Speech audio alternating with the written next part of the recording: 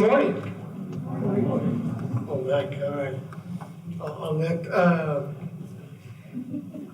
that was weak, huh? But it's okay.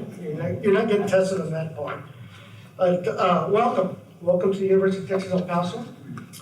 You may have seen my name on the messages I've sent out. My name is Victor Manjarres. I'm the Associate Director for the Center for Law and Human Behavior.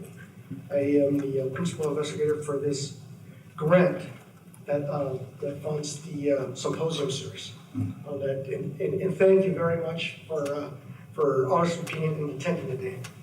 I will tell you this topic has been a topic that's been asked for or inquired on the 12 previous symposiums that we've had. This is what I refer to as Lucky 13. There's actually 13 symposium in the series.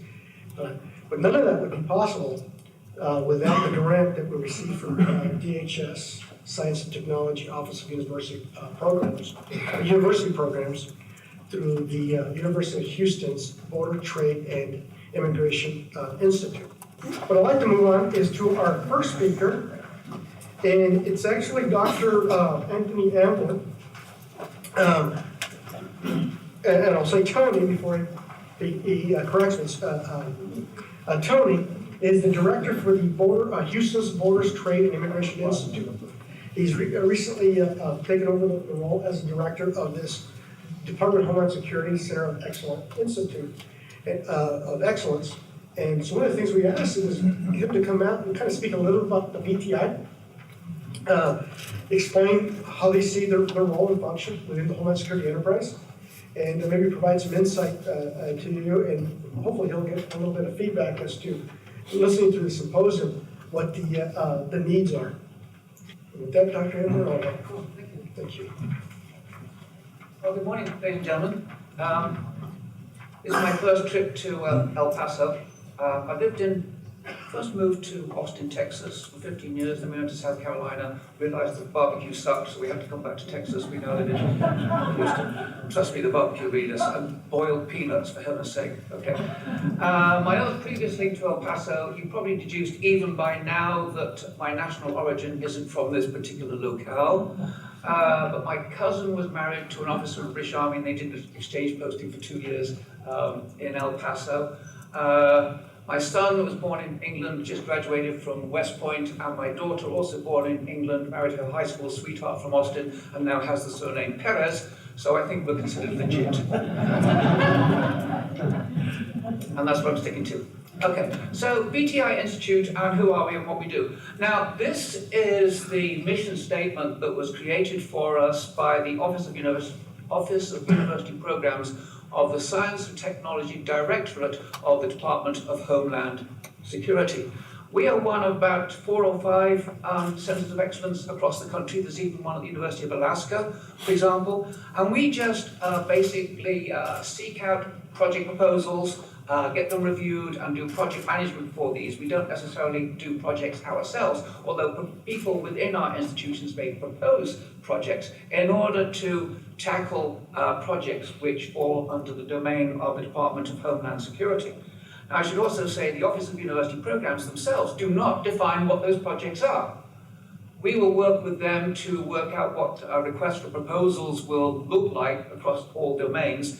And for example, I went up to DC about 2 weeks ago and met one of the assistant secretaries at DHS, and also met with people who have boots on the ground with Border Patrol to find out what their particular needs are. And the thing is with all of this, we're not talking about, well, yes, it's academic research because it's in academia. By the way, it doesn't also have to include just academia. I'll show you a list of people that we're working with so far, which includes other institutions and industry as well.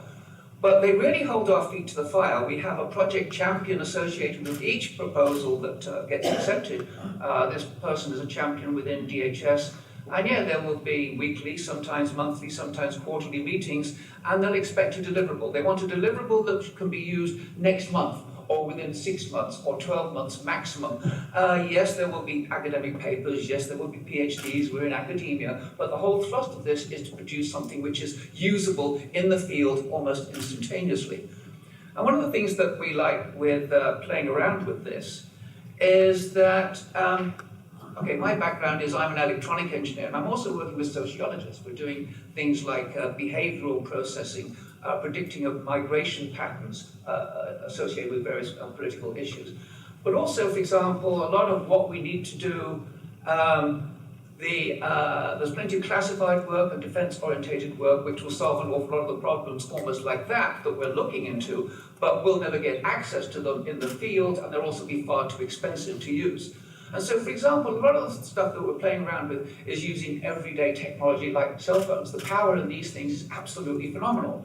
If you can get to the moon with something 1/100th of the size and complexity of this, then what we can do in the field these days, with the sensors that are built into these things, with the algorithms that we can develop, with 1 terabyte of memory in these things are absolutely ridiculous. But trust me, this is 10 times more power than I personally need, but I'm a geek. And so when the next one comes out in 12 months' time, I'm going to go, oh, I'm sorry, it's broken. I'm going to need to have the next better one. But what we can do with these in the field, if everybody has them, is phenomenal. By the way, I should also point out that none of our work is classified. None of the work is classified. And that's probably quite good because most of our graduate students who work in these areas in the US, 70% of them come from outside the US. So we have to be careful in that regard. But basically what we're looking for is usable technology using the technologies we've already got available. One of the things we're also looking at, for example, I'm talking about is doing DNA analysis actually out in the field, and you can do the processing of that on your cell phone as well. So it's really quite interesting.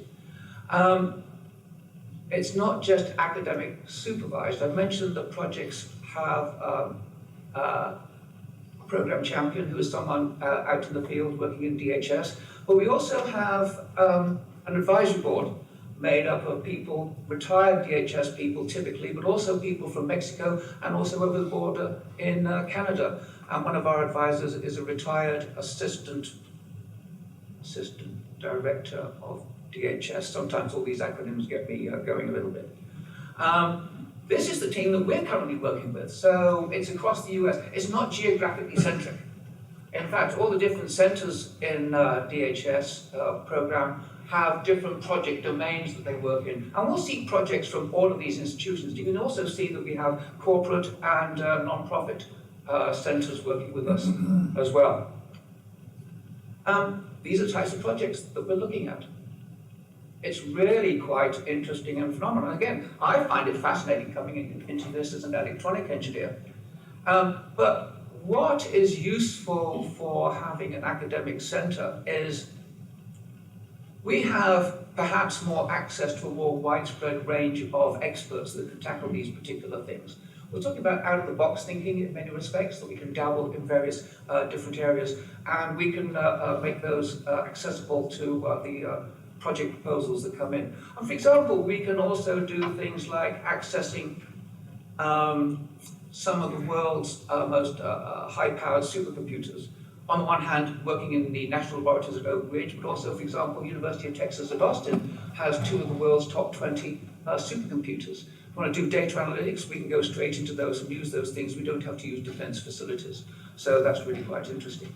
Also, you notice at the bottom of this, we're also involved with education and outreach. This is one of those particular types of events. But on the other hand, we were talking only day before yesterday with Houston Forensics Analysis Laboratory, and they're talking on putting on courses in the field with Border Patrol about how to do fingerprint testing of various things and put old vehicles on site. And these educational programs will be arranged on site, but we will be the people that organize it on their behalf. We're project managers. I mentioned that some of these things we hold their feet to the fire. Yeah, we get the situation where a project will run for 2 years, and then they'll say, yeah, we'll fund a bit more. We'd like to see this go a bit further. Sometimes the project has done exactly what was asked for, and in 2 years and say, okay, fine, I think, fine, you've proven the point, yeah, okay, fine, forget it. And then we get others where academics, yes, are academics. And they go down this path that's been directed by DHS, and academics being academic, well, hang on, it'd be nice if we just went down this path just a little bit, because that's really quite cool and interesting, and they have to be literally smacked across the face and say, no, come back on course, we want you to do this. And if they don't, we will terminate the project with less than 30 days notice. So we really are quite project-centric in that regard. For example, some of these things are happening right now. I mentioned data analytics being something. We're doing a lot of work at University of Houston on biometrics. Using cell phone cameras for facial pattern recognition, maybe using some of those wonderful Facebook algorithms and the data that's been mined from them, of course. But then also being able to track somebody from camera to camera to camera fairly automatically, so we're working on those things. Supply chain, yeah, we do a lot of supply chain at University of Houston as well, but this gives you an idea of what we're looking at. But most of our projects do come in response to a call for proposals. But if anybody here has got an idea, wow, couldn't we do something? I've got this idea, I'd like to play around with it, would be nice if we could do this. Get in touch with us. This is something else we do, even if it's not in response to requests for proposals. We can look at this and say, yeah, okay, we'll help you work up a white paper, which we can then take around to the various people in DHS to find out if they're interested, and then having found some interest, will then help you find the funding to support that particular project. So we're project managers in that regard. Yeah, this is what we've been doing, etc., what we want to do. It's really meant to be boots on the ground and make things that actually happen. So that's who we are. And it's a fascinating area to be working in. The whole domain that you have to work in is very, very diverse. And we're bringing sociologists through to computer scientists to help work on these particular problems. Any questions? I apologize, I was speaking English. Some people have asked me if I come from South Africa, Ireland. I think someone even asked me if I was Belgian on one occasion, which is weird. Any questions? Okay. Thank you very much. Thank you.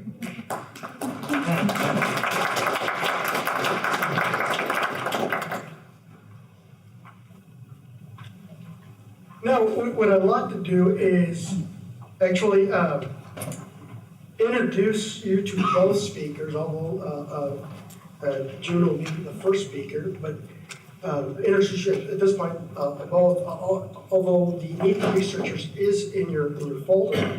But to tell you a little bit how fortunate I believe I am that they agreed to do the symposium. On that, June, when I spoke to her, I realized she was giving me funny faces over the phone, like she was giving me earlier.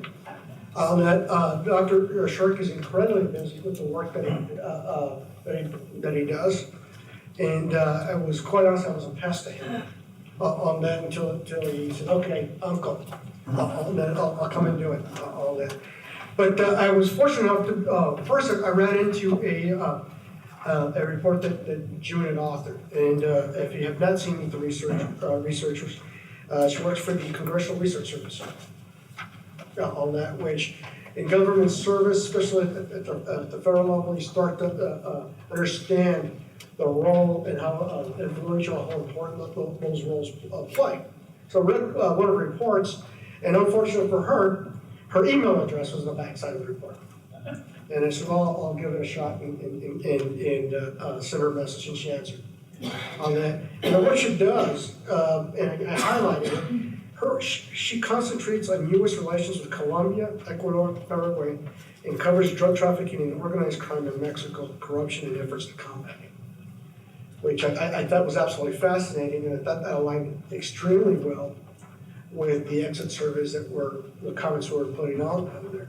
And so we were able to get her to come out. Thank you, Jim, to come out to do that. And then Dr. Shirk, I don't know if you really know this, but June kind of threw you down. Yeah. Just if I'm going out to El Paso, you got to get a hold of Dr. Shirk on that, and you agreed as well. And Dr. Shirk, as it explains to Meet the Researcher, is a professor at the Department of Political Science and International Relations at the University of San Diego, which I thought was really key to the symposium, is that his research really a mix of politics, U.S.-Mexico relations, and law enforcement secure along the U.S. border is pretty unique. And the project that he directs is Justice in Mexico, which becomes kind of the heart of this topic that we'll speak about and the ones that you've been asked to hear about. And so, again, I'm fortunate that you agree to do this, and what I encourage, what I encourage you to do is ask plenty of questions. And I did explain to June and Dr. Schrick at the beginning, that most of these symposiums, it's pretty quiet. You have to kind of ask yourself if the mic is on, if anyone could actually hear. But you have two resident experts on these topics. And I would really encourage you to ask some questions back and forth. It's not a lecture like in the classroom. It's not designed to be that way. It's designed to help you provide maybe a little more knowledge, a little more foundation to what you do in your daily business, and help you, maybe it helps inform how you'll do, just helps inform the decisions you make down the road on that. So I encourage you to ask those questions. In between both speakers, there's a 20-minute break on that. I would approach them, ask them questions, exchange business cards, things of that nature. And like I do with all symposiums, the first couple of questions from each Q&A, we'll get this nice, shiny UTEP challenge commentary on that. So, and I pay attention to ask raising, and then I'll give you the coins. The idea behind that is to encourage active participation, engagement, as opposed to a lecture in the classroom. Okay. So with that, I will ask June to come up. June, thank you. Great introduction, Victor. Thank you. So yeah, I actually use a lot of David's material, and he's a Californian that gets to stay in California. I'm a Californian that lives in the swamp in DC. So thought I'd meet him halfway. So let me just place myself. I'm an analyst in Latin American affairs. My area is foreign policy. My clients are members of Congress and their staff who seek information from me no matter what their party. I work with all parties, Democrats, Republicans, there appears to be some others these days, about other countries, including several in South America, as was mentioned. So I write reports primarily for Congress, that is my audience, and they consult me in a process like for confidential memos and briefings, in-person briefings, again, staff and members, that is confidential, and that I will not be telling you who's asking what, ever. I can't do that. And so therefore, what we do is we offer like options. We do an options analysis, but we don't say do this, or you're trying to do this politically. We try to analyze the problems. And again, I don't work on the DHS budget, so that's not me. I'm working on foreign policy. I'm in the foreign affairs section. So I do follow Mexico on the topic of drug traffickers, or what I'm going to call transnational criminal organizations, TCOs, in part because of their global reach and also their proclivity to diversify into crime beyond drug trafficking. I see DEA has even made the transition, now they're calling you TCOs as well. So I was stunned to read in last month's Economist, in its cover story about murder in Latin America, that in 2017, there were 140,000 homicides in the region, equal to worldwide deaths in conflicts and wars for the past 18 years. I mean, we're talking 2000 to 2017. So Latin America has essentially 8% of the world's population, but 33% of criminal killings. A third of criminal killings occur in Latin America. This is very disturbing in our hemisphere's culture.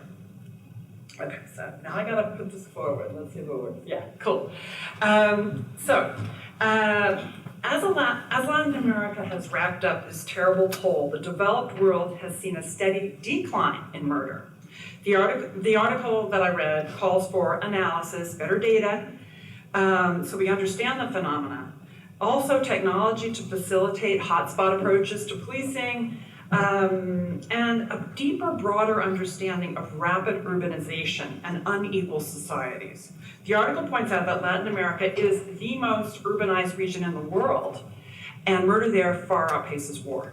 in the rest of the world. So now let's turn to Mexico's transnational criminal organizations, which have for years been identified as the greatest organized crime threat to the United States, given their strong links to drug trafficking, money laundering, and other crimes. These organizations also generate extreme violence within Mexico, where they exercise territorial control in large swaths of the country near illicit drug production hubs and trafficking routes, as you all well know. The TCOs clash to assert or maintain dominance in those places, with many of them doing battle on or near the border with the United States, the world's largest drug consumer. So the toll in Mexico in the past decade in fighting a war against organized crime has been something like 100,000 to 150,000 murders. And of course, now we have a number of 33,000 disappeared in Mexico as well. The focus of my remarks will be on current President Enrique Peña Nieto, who came to office in December 2007. Yes, this is the DEA map. It is 2015. I don't always get the most recent, but oddly, so there are this is constant flux. But in a weird way, this kind of came back into relevance. For example, when Sinaloa starts to fragment, you have Juarez coming back. So you get that big blue in Chihuahua, and I know you're all familiar with that. So between 2008 and 2016, trying to make this just a whole story, and David has all the details, Mexico's homicide rate doubled from 8 per 100,000 to well more than 16 per 100,000. So at the University of San Diego, Justice in Mexico Project has chronicled the rise in organized crime, and we're so lucky to hear about that, particularly covering how it changed in 2017. As many of you know, homicides continued to spiral up past previous recorded levels between 27,000 to 29,000 murders, depending on the data source. A number of factors may be driving this spike in violence, including the continuing fragmentation of the Sinaloa cartel, or TCO. Competition, burgeoning U.S. heroin demand, and ineffective law enforcement efforts against TCOs, such as removal of key crime kingpins. I will make that argument, but if we look at this really to Calderon and EPN's administration, it's kind of gone up. It's pretty steadily, even though there's been dips and there's a lot of analysis of that. So let's move on. So there's a lot of ways to conceptualize the TCOs. Some of you may know the name Eduardo Guerrero in Mexico. He's always done sort of functional analysis where you have the national cartels, and a cartel could move in and out. Then you've got the regional cartels, the toll taker cartels, which was kind of a Juarez role, but also they move around. And then the drug trafficking mafias. And this typology was done like in 15, 16, but there was already this big explosion of the small local mafias, like 200. You can't even name them, you forget the names, it's too much. And then this is a Stratford approach on the other side. It's done with a map, and they sort of take areas of influence or origin, like the whole Golden Triangle, Sinaloa. You have the Tierra Caliente down in the southwest, and you have Tamaulipas. But organizations could move in and out of that. So just different ways to conceptualize them. I didn't want that one yet, but that's okay. I'll just leave it up there. They're really just background. So what about fragmentation of Sinaloa? So this year, 2017 began, of course, with the extradition to the United States of Joaquin El Chapo Guzman, believed to lead the internationally integrated crime syndicate known as the Sinaloa Cartel. Sinaloa has dominated the Mexican drug trade for decades under Guzman's leadership, competing violently with other TCOs and smaller breakaway parts of his own federation that consisted of Juarez and the Beltran Leyva organization about till 2008, and then things got really violent, as people remember. So just going back to one of these, the Beltran Leyva organization, BLO really controlled Guerrero's poppy crop, where 50% or so of Mexico's opium poppies are cultivated. After the governments, they really took an attack on the Beltran Leyva. After they left Sinaloa and all that fighting internally, then they really went after the leadership of the BLO. And it set the stage for a deadly war of control among smaller groups, including, of course, Familia Michoacana and later the Knights Templar, to control the poppy crop in the Tierra Caliente. So Guzman's followers fought off the Mexican security forces and used violence and bribery to elicit cooperation. He succeeded, of course, in pulling off 2 dramatic prison escapes. As is well known, Guzman escaped in 2001 and spent more than a decade consolidating his empire. After being recaptured in Los Mochis in 2014, he spent 16 months in a top federal prison in central Mexico, only to escape through a mile-long tunnel he had built for him in 2015. His rearrest in 2016, however, led to increasing infighting as rival organizations eyed his vast empire reportedly built on proceeds from trafficking South American cocaine, locally sourced methamphetamine, marijuana, and heroin to the US market. By 2017, so the formerly dominant Sinaloa cartel started to break into factions, with inter- and intra-organizational tensions spawning increased violence. Jalisco New Generation Cartel, CJNG, directly challenged its former allies in Sinaloa, from which it had split in 2010. CJNG also directly confronted the Mexican government in several states, I think we all remember, including using shoulder-mounted rocket launchers to bring down a Mexican military helicopter. This is a picture from the NDTA, the 2017 National Drug Threat Assessment. The US DEA maintains there are 6 predominant Mexican TCOs jostling for dominance in trafficking drugs to the United States today. Sinaloa, the once hegemonic syndicate in Mexico's criminal landscape, but under increasing pressure in recent years. The apex, again, of its power was 2001 to 2011. Decline really became more prominent between 2012 and 2014. So what are they today? I actually don't know. I would love to have informal discussions with you about this, but again, I'm using open source information and talking to anyone I can, but I don't even get sent down to the border or into Mexico very often. So there appears to be some loyalty to leaders that were near the top of the hierarchy at this point, after the extradition. Of course, you have all of these people designated kingpins, famously Ismael Zambada Garcia, El Mayo, and Juan Jose El Azul. So analysts are really uncertain about the current structure and power inside this TCO.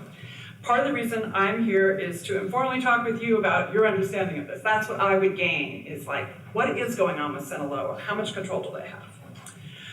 So El Mayo is like old, like 73, and has been in the leadership of the cartel almost as long as El Chapo. His son is incarcerated in Chicago since his Mexican arrest in 2009 and extradition the following year, and is reportedly cooperating with investigators. El Chapo's sons, Ivan and Jesus Alfredo, playing a role, famously kidnapped, by CJNG, I think, that's my understanding. Then right after, you had a longtime associate, Damaso Lopez, who was brought down pretty quick after the extradition, so like in May 2017. Interestingly, his son, a couple months later, actually walked in to surrender to US authorities in July 2017. El Azul, longtime leader, close partner with Zambada Garcia and Guzman, is thought to have died of heart attack in 2014. In March 2017, in another remarkable prison break, El Azul's son, Juan Jose Esparragosa Monzon, El Negro, who may have worked for 20 years for the Sinaloa cartel under the direction of his father, escaped. This escape despite appearing on the government's list of 122 most wanted criminals in Mexico. That's Sinaloa, what I know. Don't really know what the structure is right now, how much power they have. CJNG and David Tripp will address this some, but it's Mexico's fastest growing TCO, with an expanding presence in several US cities, perhaps more expansive right now than Sinaloa. CJNG split off in 2010, but really surged like in 2015. It's based in Guadalajara, Mexico's second largest city, reportedly responsible famously now for the murders of some film students who were discovered to have been their remains in acid dissolved. Juarez come back. A traditional drug trafficking group that has been revived with Sinaloa's seeming decline and control. Traditionally a major traffic of both marijuana, South American cocaine. The Juarez cartel has become active in opium cultivation and heroin production, according to DEA. In Juarez, violence rose in 2016 to levels not seen since 2012, suggesting control of the trafficking route across the border to Texas is in flux. Beltran-Leyva, again, one of the cartels that split from Sinaloa in 2008, in the Federation, and had its decimated leadership for a time, but is still cohesive. Gulf Cartel, one of Mexico's oldest crime groups, and Los Zetas, composed originally of Mexican military deserters, now largely disaggregated into violent factions.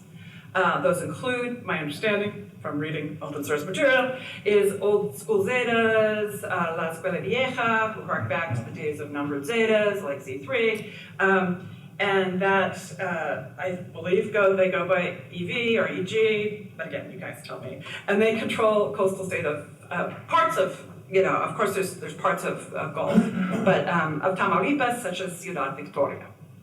Then you have the cartel of the Northeast, the CDN, considered by some analysts to be the Zetas' dominant faction, once run by the Trevino Morales wing, even after arrest of the brothers, the Trevino Morales brothers, in 13 and 15. So there's a big error in this slide. Who has it, like the top? I didn't talk about meth. Meth is, I just forgot it. It was a typo. But it's a major product line of Sinaloa and CJ&G, and to a lesser degree, some of the Tierra Caliente cartels. TCOs. And what are the current background? Again, like what's happening now? Let me tell you, I'm from Washington, I have no idea. But I understand Nuevo Laredo possibly being contested between Gulf factions and CDN for control. Major Plaza, of course. Baja California South. David's coming from California, he'll tell us about it. Battled for by CJ&G to repel Sinaloa from their turf. And Juarez, I think, still has La Linea as enforcers, Barrios Aztecas, I don't know. Again, this is what I know from reading open sources. And I will look for the DEA map and try to snatch it and put it in my next report, because I know they're working on a 17 version of what I showed you initially. There are also newer entrants into Mexico's organized crime landscape that lack the manpower or management skills for full-scale drug operations spanning multiple countries. They are fighting for control of particular regions where they can demand extortion payments, steal oil from pipelines, causing losses to Pemex, like $1 billion, more than $1 billion now. I think it was $1.5 billion last year. And they dominate the local drug trade, and here I'm talking about retail sales inside of Mexico, or they commit other violent crimes, all having a huge impact on the Mexican population. TCOs and smaller factions today are more fragmented and more competitive than in the past. However, analysts disagree about the extent of the fragmentation, its importance, and whether a group of smaller organizations will be easier to dismantle than a few larger entrenched organizations. Fragmentation began in 2012, accelerated in 2011, sort of redefined the battlefield with like the Zetas splitting off from Gulf, and the Knights Templar, LFM before that, an array of smaller organizations now active, and some of the once small groups such as CJ&G have exploded into space left as large TCOs or factions weakened or collapsed. So, what about the heroin? According to DEA, increases in Mexico's opium poppy cultivation led to a tripling in the amount of heroin produced between 2013 and 2016, estimated to have risen from 26 metric tons of production to 81 metric tons. This has been reported as due to rising U.S. demand, as U.S. medical regulation of prescription drugs like OxyContin and similar drugs tightened, and to a degree, possibly for the decline in eradication, for example, in 2016 by about 15% inside of Mexico. Most poppy, again, is cultivated in Sinaloa, Chihuahua, Durango, and Guerrero. In the 27 NDTA, DEA warns that Mexican TCOs present an acute threat to U.S. communities given their dominance in heroin and fentanyl exports. Fentanyl is a synthetic opioid 30 to 50 times more powerful than heroin. The report notes that Mexico's heroin traffickers, who traditionally provided black or brown heroin to U.S. cities west of the Mississippi, began to innovate and change their opium processing methods to produce white heroin, a purer and more deadly product. More research on how the technology transfer between the Colombian organization's chemists and the Mexicans took place would be great. Send it to my office. I'm fascinated because I cover Colombia, and like in 2013, Colombia was doing 50% of this trafficking. So although the supply to East Coast U.S. cities had been served primarily by Colombian heroin traffickers, in recent years the heroin business has quickly been taken over by Mexican TCOs, especially Sinaloa and CJ&G. This move appears to have allowed them to achieve the largest geographic reach into the United States. If you look at that NDTA map, it's all orange. It's all like Sinaloa and CJ&G. And to capture, of course, the white heroin market. According to DEA, 93% of heroin seized in the U.S. in 2015 came from Mexico, and a growing proportion of fentanyl has been also sourced from Mexico, although it is probably brought in from China and trafficked through Mexico for the most part. And because I think there's only been a couple takedowns of fentanyl labs in Mexico. Not precise data on that. Out of 64,000 drug overdoses in 2016, heroin and other opioids are responsible for roughly 43,000 overdoses in the United States. Fentanyl and other synthetic opioids grabbing more than heroin. I'm going to return to that concept of the sustainability of the kingpin strategy for lowering violence. As drug-related crime began to climb in 2007, and the drug gangs battled Mexican security forces and one another with increasing brutality, one strategy adopted by the Mexican government took center stage to identify and target top TCO leaders for removal. The takedown of top criminals has, after more than 10 years, not proven effective, at least on a sustainable basis, to lower violence. The rebound of killings in 2017, despite the removal of more than 107 of the 122 most violent criminals on the list, the government list, suggests that those leaders appear to have been quickly replaced. Most of the organizations experienced deadly combat until a new leader arose to control the organization. In many cases, no one leader triumphed, and the organizations fragmented, spawning new groups, no less violent. New groups often suspended a sort of a competition, violent competition, and of course corruption, a perennial problem, has further entrenched again in Mexico. Traffickers use enormous drug profits to bribe officials and threaten violence to their families, members, plomo o plata. Mexican authorities have not succeeded in seizing a significant portion of the drug proceeds accrued by the traffickers. A key element of the kingpin strategy also may be used less frequently. There's really an aspect of bilateral cooperation, which is extradition of key criminals wanted on charges in the United States. Mexico's a very close partner on that, but it could diminish due to tensions rising in other aspects of U.S.-Mexican relations. Okay, this is my job. What do members of Congress ask about the Mexican TCOs? They want to know, power first, they want to know what is the status of U.S.-Mexican security cooperation and how much money is being spent and what do we get. So the Merida Initiative is the U.S. government's primary mechanism to implement security assistance in Mexico.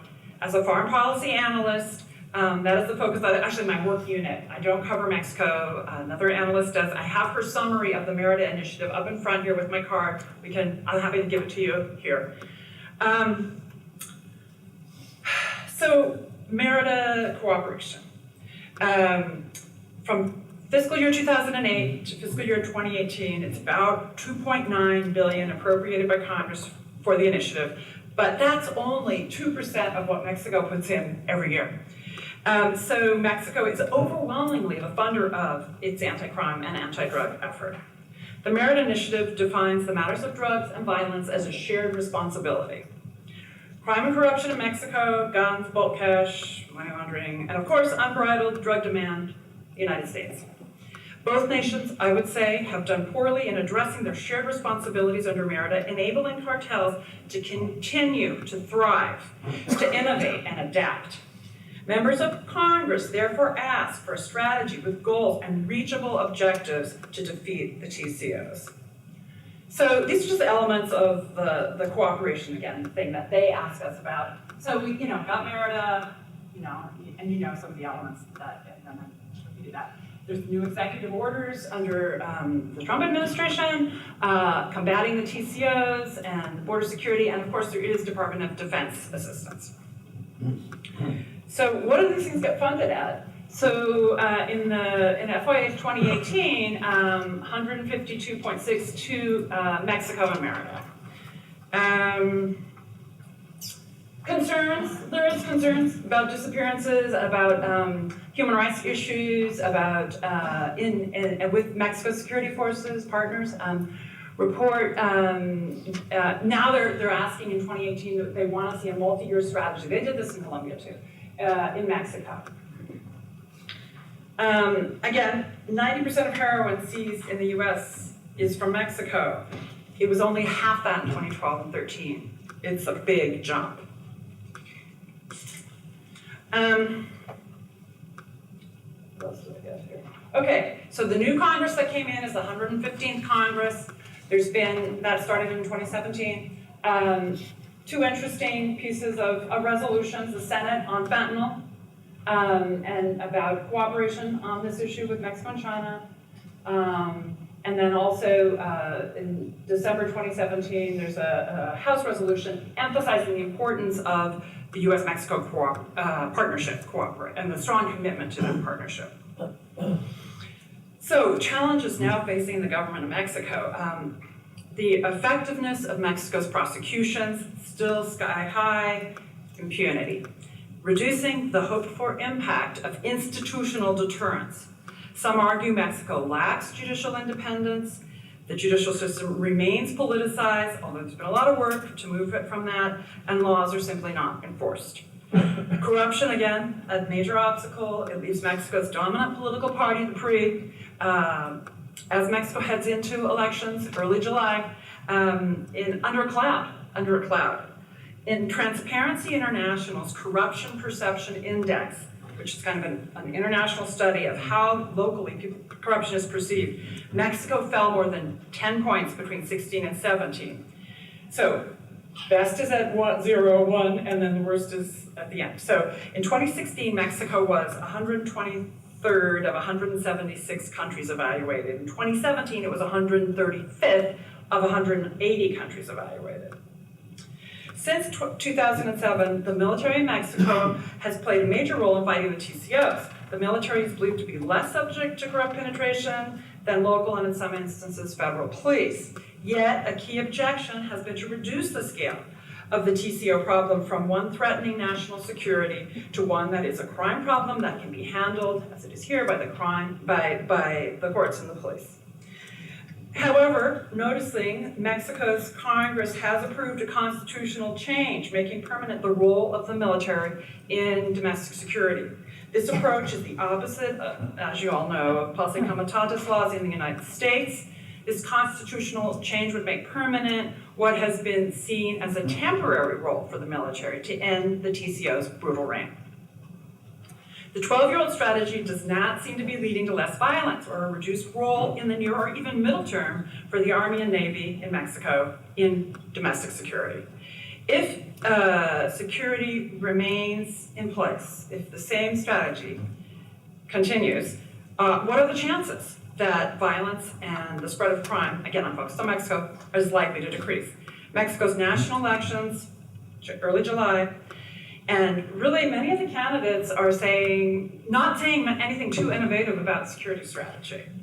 So if you have more kingpins taken down, you might have more violence and more over one place. It could go on. Same old. Okay, who's running? I'm probably some of you are aware of this, but López Obrador, known in Mexico by his initials, AMLO, is the center-left candidate of Morena, who has been leading in the polls for months. If his party wins in July, what are the prospects for his presidency. It looks likely to include a left turn on economics, mild left turn possibly. He's talking, some president after, I'm keeping it, you know.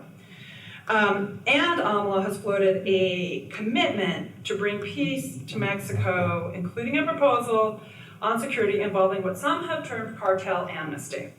The idea has not been fleshed out and could entail a sort of impunity to match what we say in the US about the banks. Too big to fail? You might say this approach says TCOs, too big to jail. So, a peace treaty, something to lower the violence. Although in a recent debate, AMLO walked back this innovative approach when it was attacked by the other candidates, because he's so leading that they are all attacking him on anything, and he's vulnerable in this. And he said he would not be letting Mexico's criminals out of jail. Recently, other former leaders like President Vicente Fox and the current tourism minister, Enrique de la Madrid, have proposed legalization of marijuana, or possibly, as Fox contended recently, stronger drugs like heroin. Their interest is to change it to a medical or health approach rather than exclusively a crime penalty paradigm. So what is the answer? I give this is my same paragraph. I do it every year in the report, which is basically rule of law. It's just, this is what has to happen. It's not going to happen quickly in Mexico. I think there's been progress. David knows a lot about it. The most important tools for managing the problem include, this is other analysts as well as myself, long-term institutional reform to replace a culture of illegality and corruption with one of rule of law and respect for lawful authority. So I think I'm going to take questions now. That's Jim, do you have a question? One of the major things I think that allows the cartels to flourish is corruption. We have not looked at the corruption problem in Mexico in an honest fashion, I think we are too quick to say, well, we provide them money and guns, and so therefore it's our fault as well. You know, we got the largest demand. Granted, got that. But it is the culture of corruption within Mexico that is endemic, I think. And it is, has been described as la sistema. So wherever you are in Mexico, if you are a drug trafficker, you know the right people to contact within the government, whether it be the security forces, the police forces, whether it be the politicians, whether it be the military. You've got points of contact that you can address, and if you're not too far over the line, you're able to get away, operate pretty much with impunity. I realize that there's a lot of combat going on. We have seen some improvement within looking at corruption by Mexico, and the recent governors haven't been arrested. But if you look at, I think it still needs to play out, what's going to happen to those guys? They will fight extradition, they will, 2 or 3 years from now, it'll be pretty much blown over, and they will go on their merry way. They can suffer some mild inconvenience during these 2 or 3 years, but they will continue on. And one area where we have not looked, I think, is in both the military services, the leadership within the military, and the leadership within the law enforcement authorities within Mexico. Where are the leaders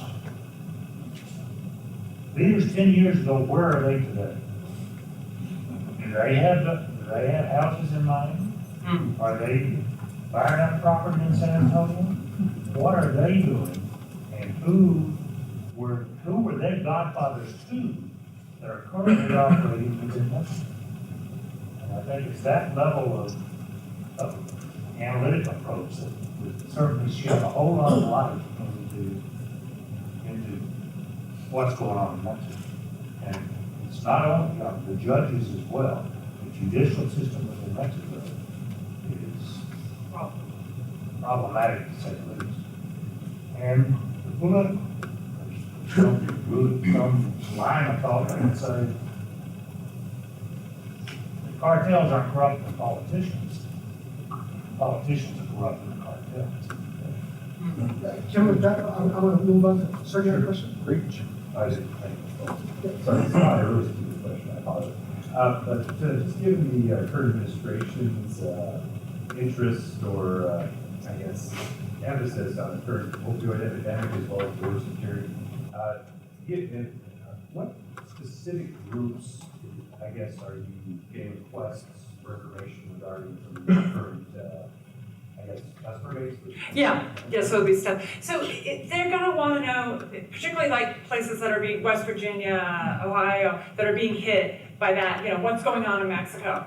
And I think there is definitely 3 PhDs to be written about how did the Colombians transfer this and, become, and what is how does fentanyl operate there? Coming in from China, and then like, what is done there, So that they would be asking that. Of course, I have a lot of clients from the border that care very much about the violence, like Brownsville, whatever. Yeah, that's something that directly confronts them. I think I could say safely that the NDTA focus on the drug issue is major, and I would say that is current administration concern. If there's going to be more cooperation on counter-narcotics, though, we have to remember that it's a whole bilateral relationship. So, but I'd say that kind of those 6, and I think people are very interested, so you sort of had a hegemon, you had someone, Sinaloa kind of controlling it, and there was a lot of talk about how connected the dominant PRI was with Sinaloa, there was always these theories Sinaloa wasn't being hit. But now that it is experiencing that, are we gonna see a bipolar, like CJ&G, Sinaloa? Again, I'm just kind of reading analysis after it happens. But so I'd say it's either border states or it's people being hit by the drug crisis. And it really is a crisis. I mean, so many people dying of overdoses. It's like gone over car accidents, I think, and stuff. So, it's kind of a new thing, and everyone's like, oh, where's it coming from? It's coming from Mexico, Who's doing it? Who's dealing it, So. Sure, yeah. From your research, and talking about AMLO possibly being a little more lenient towards the cartels, have you seen anything where the federation from the old timers that seem to be back in play, like RCQ and Maya and these other folks? Because back in the day, 70s and 80s, the violence and everything was kept to a minimum, and they were making money hand over fist. So I was just wondering if you had seen anything like that and what you could do. No, I don't know that. I'm sure there is some intel on it, but yeah. And really, what is RCQ doing? Is he like, in retirement, as he gives the interviews and says? I think DEA is going to take care of him this time. I mean, there's going to be an arrest. They're going to get him this time. I mean, amazingly that he could walk out.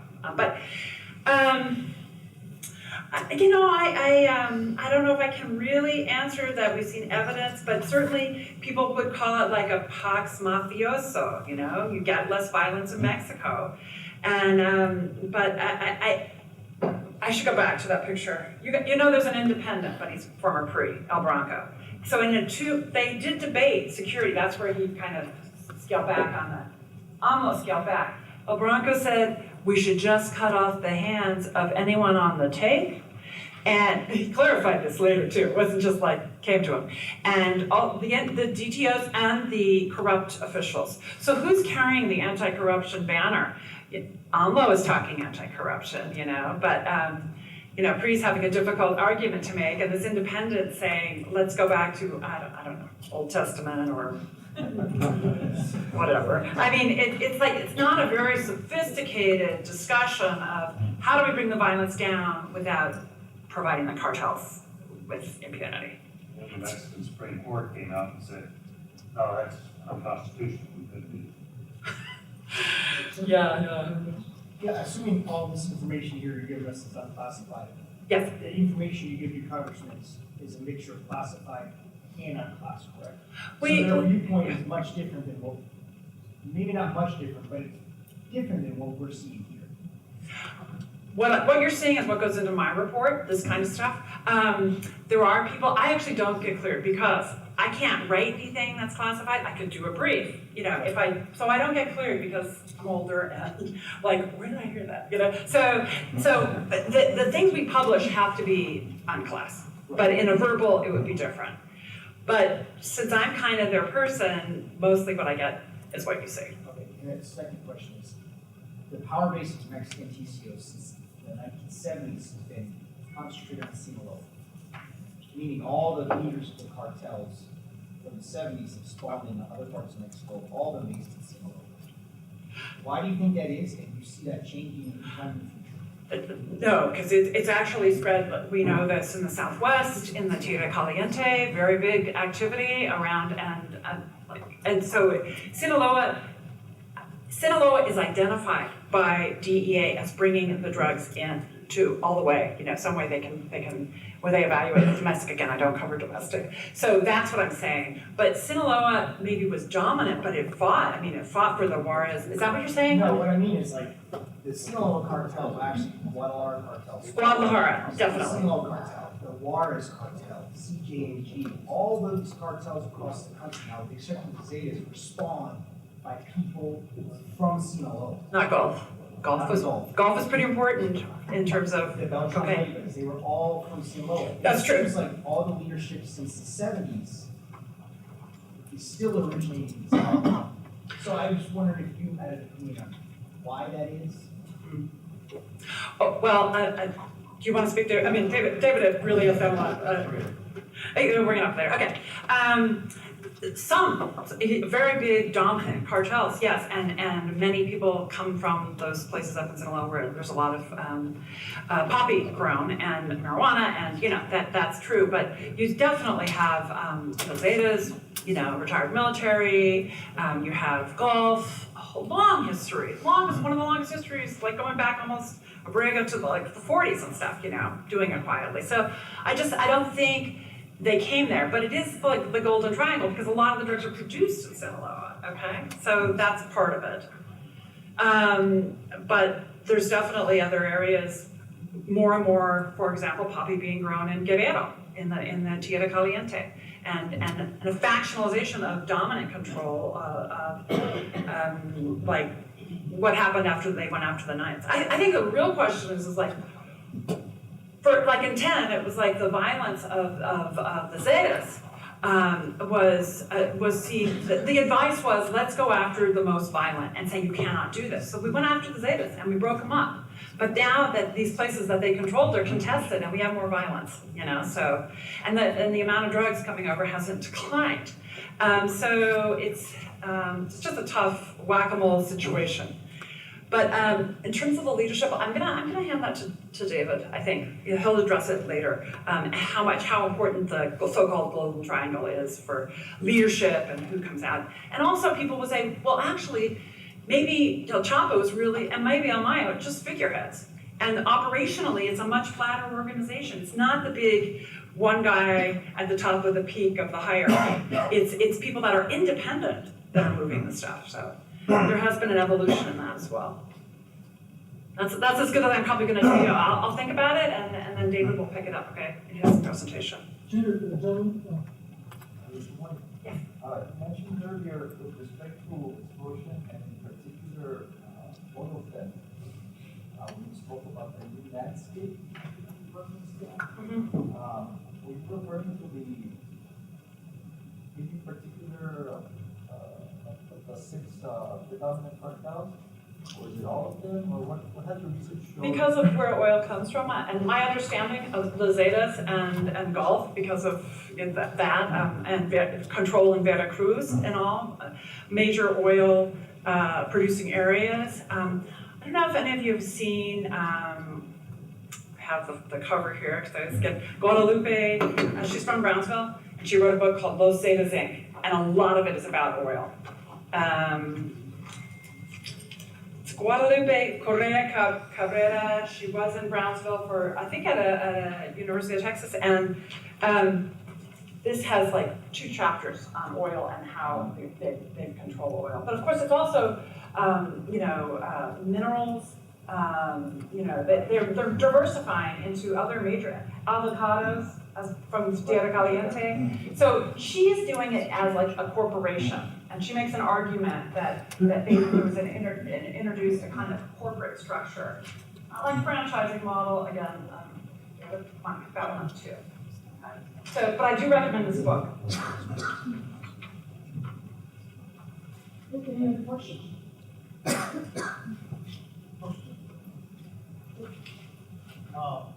Based on what you mentioned, in general, do you think the United States has something which you heard from open sources, or point of contact, to attack in a different way this mental problem?